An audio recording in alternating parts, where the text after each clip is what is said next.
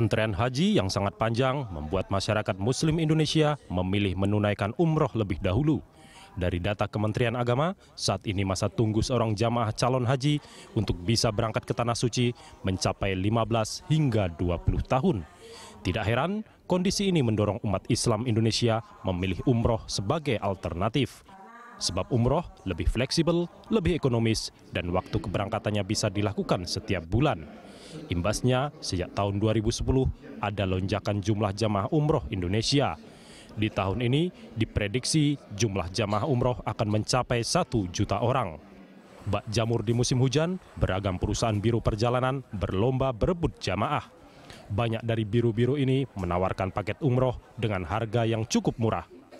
Sayangnya, harga ekonomis itu kerap mengabaikan pelayanan. Akibatnya, kini makin sering terdengar dan terjadi kasus-kasus penipuan yang menimpa jamaah umroh Indonesia. Kasusnya mulai dari batal berangkat, fasilitas tidak sesuai yang dijanjikan, hingga penelantaran di luar negeri. Kondisi ini mendorong banyak pihak mendesak pemerintah turun tangan untuk mengatasi berbagai masalah umroh, termasuk membenahi regulasi yang sudah ada, sehingga jamaah Indonesia bisa beribadah dengan tenang, aman, nyaman, tanpa menunggu antrean bertahun-tahun, dan tetap dengan biaya terjangkau. Benahi regulasi umroh, itulah tema dialog kita pagi ini, dan untuk membahasnya telah hadir di studio Inspektur Jenderal Kementerian Agama M. Yasin dan Wakil Sekretaris Umum JPMI atau Jaringan Pengusaha Muslim Indonesia DKI Jakarta Rizaldi. Dan pemirsa, kami juga mengundang Anda untuk memberikan komentar lewat SMS ke nomor 085814259889. Anda juga bisa menelpon melalui nomor interaktif di 02152900308 atau 02152900311. Saya ke Mas Rizaldi dulu. Mas Rizaldi, ini kalau kita bicara soal umroh, tadi di paket berita kita disampaikan banyak yang merasa tertipu dengan paket-paket umroh ini. Apakah JPMI punya data laporan-laporan yang seperti itu? Ya, kita sudah 2 bulanan ini mendata.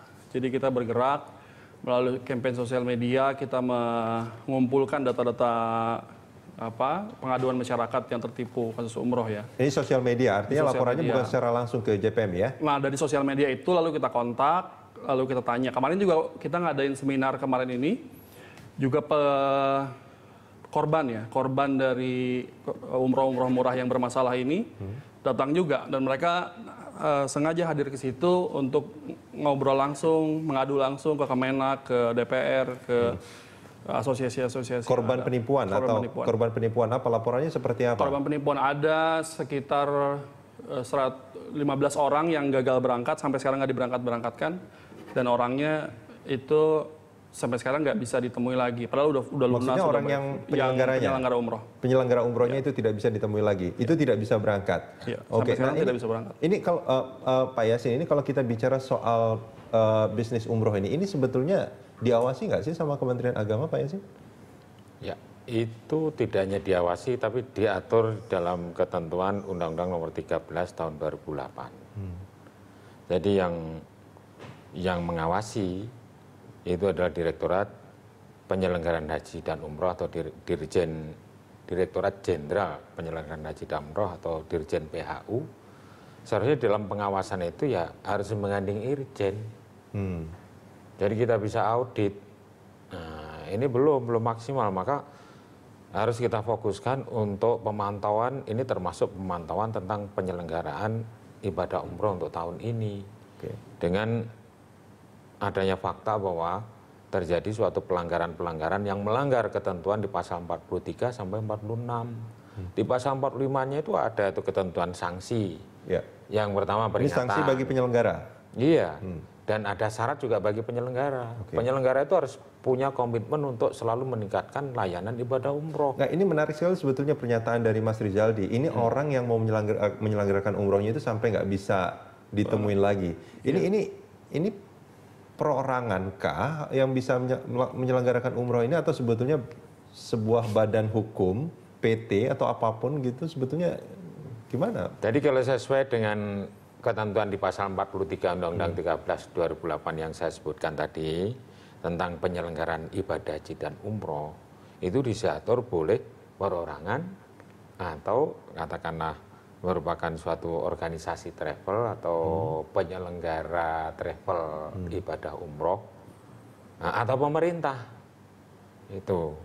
Nah ini lebih lanjut mengenai pengaturan itu ada syarat-syarat yang istilahnya itu yang mewajibkan bagi penyelenggara itu baik perorangan maupun itu dalam bentuk semacam organisasi, yaitu untuk memenuhi syarat-syarat tertentu, misalnya melalui pembimbingan. Terus yang kedua, dia terdaftar sebagai perusahaan travel. Yang ketiga juga punya tim kesehatan. Yang keempat, berkomitmen untuk meningkatkan kualitas layanan ibadah umroh. Dan itu ada undang-undangnya sebetulnya. Masuk dalam pasal di undang-undang. Iya. Nah, artinya kalau itu adalah pasal undang-undang, di PMA-nya juga ada. Yaitu peraturan Menteri Agama. Artinya kalau itu tidak dilaksanakan tentunya harusnya ada sanksi dong. Ya, itulah. Sudah banyak sanksi yang dikeluarkan terkait hal ini, Pak Yasin. Tidak hanya sanksi apabila berupa penipuan, itu kita kan pada tahun 2012 kalau tidak salah itu sudah ada MOU dengan pihak kepolisian, Polda gitu. Polda atau Bareskrim pada saat itu, Bareskrim lah. Nah, itu antara Bareskrim dengan Dirjen Penyelenggara Haji dan Umroh. Ya.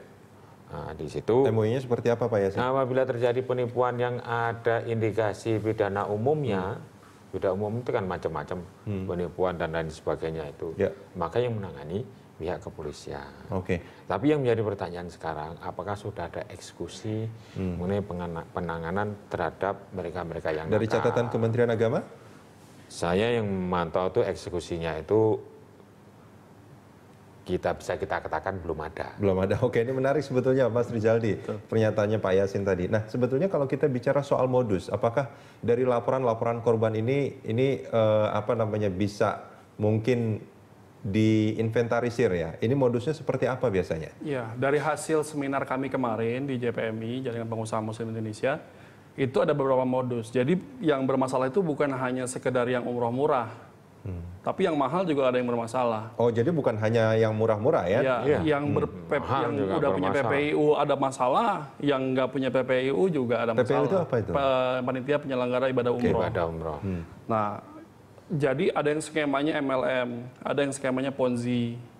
Jadi orang bayar 13 juta, lalu kemudian 2 tahun lagi berangkat, 1 tahun lagi berangkat. Nah, kemarin menurut teman-teman dari Himpuh itu tinggal nunggu masa jenuhnya saja tiba, maka masyarakat akan dirugikan. Enggak, artinya MLM ini yang pakai ada downline, upline gitu kan? Dia dan kemarin nanam kita berapa, terus dia juga menghadirkan Dewan Syariah Nasional, Pak Holil Nafis, Kiai Haji Holil Nafis, dan beliau menyatakan bahwa itu goror dan tidak diharamkan dalam Islam. Mungkin bisa goror itu istilahnya. Ya, ada permainan uang di dalamnya yang berakibat buruk pada masyarakat nanti. Jadi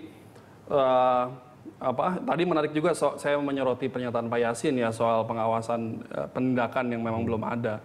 Jadi saya datang ke OJK, kita sebelum seminar itu kita datang ke OJK, kita menanyakan terkait dengan ini ada potensi penyelewengan uang masyarakat nih Pak, segala macam. Iya, ini udah di blacklist OJK si pelaku ini. Terus kita datang ke Kemenak, ini juga sudah di blacklist Kemenak. Kita datang ke Dewan Syariah Nasional, Dewan Syariah Nasional menyatakan bahwa sertifikasi Dewan Syariah Nasional sudah dicabut. Kepada orang ini? Kepada travel ini. Travel ya?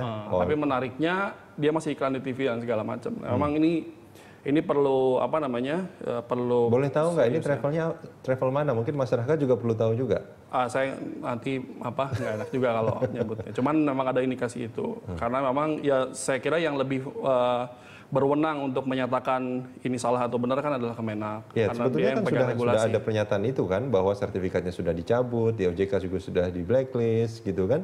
Iya, tapi nggak dipublish ke masyarakat setahu saya. Tidak dipublish ya. Ini travel besar. Travel besar ini dan sebenarnya karena bukan satu travel gitu. Jadi ini skema, Mas. Jadi ini bukan kasus satu travel per travel, tapi ini skema, ada skema di bawah itu. Maksudnya skema itu gimana? Apakah skema MLM, skema Ponzi. Jadi kalau Ponzi itu yang seperti apa? Ponzi itu misalnya dia bayar 13 juta, lalu dia berangkat tahun depan, nah tapi dapat fasilitas bintang 5 misalnya.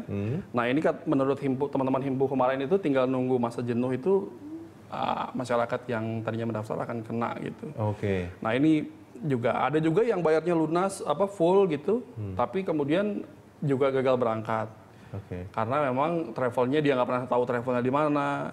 Biasanya itu kenanya tuh dari kelompok-kelompok pengajian gitu. Jadi si masyarakat ini ya udah saya ikutan deh, saya percaya sama yang ngelola satu, nggak taunya hilang. Seperti itu. Nah ini kan sebetulnya apa namanya? Saya belum pernah umroh juga gitu ya. Tapi ibu saya pernah itu.